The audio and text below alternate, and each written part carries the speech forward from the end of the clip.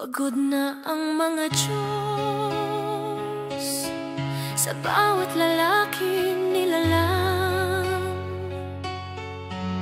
Ginto ang hangarin, ngunit pagod ang laman.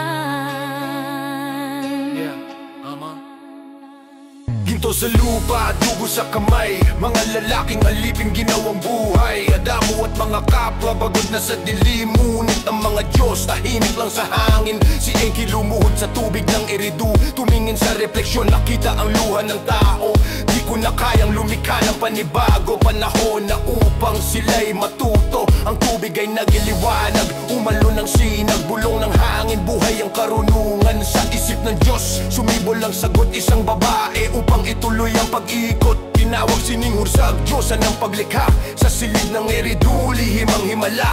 Dugo ng Diyos sa labok ng lupa, pinagsama at sumilang ang ganda. Ang anyo'y bumangon sa liwanag ng langit, hinubog ng kamay, nilagyan ng pag-ibig. Mula sa alabok, umusbong ang liwanag, isang nilalang, pusong naglalagablab. Bumukas sa mga mata, unang hininga ng mundo, liwanag sa balat, parang araw sa umaga. Tiamat ang ngalan, sabi ni Enki sa kanya, katambal ng Adamo, pag-asa ng lahi nila. Ngayon may kakayahang magbunga't lumago, ang tao'y hindi na kailangang likhain ng Diyos. Sa bawat halik, umuusbong ang lahi, sa bawat yakap, dumadaloy ang buhay. Sa hardin ng Eden, magkatabi sa ilog, tawa ni Tiamat, sagot ni Adamo'y halakak. Di ginto o utos, kundi damdaming totoo, pag-ibig na unang umusbong sa mundo. Ngunit sa itaas, mga Diyos ay natigilan na ng nilikhay, natutong magmahal at manganak. Sila na ngayon ang lumilikha ng lahi, buhay na di na kailangang tangan ng langit. Enki! Sigaw ni Enlil, kumulog ang langit, nilabag mo ang batas ng mga bituin, pumaila lang ang galit, kumidlat sa templo, palayasin sila, di karapat dapat sa Eden. Umuulan, umihip ang hangin ng galit, lumakad si Adamo, Tiamat sa dilim. Isinara ang pinto ng hardin ng liwanag, ngunit yakap pa rin nila ang isa't isa. Pag-ibig na itinaboy, ngunit di nasira, buhay na tinanggal sa langit ng Diyos, ngunit may pag-asa.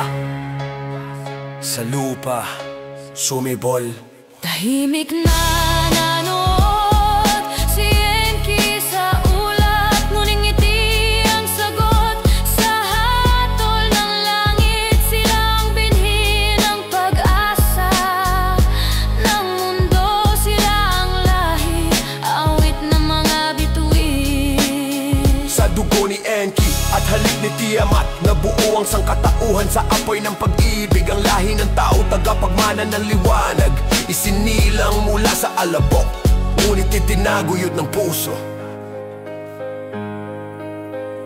Ngunit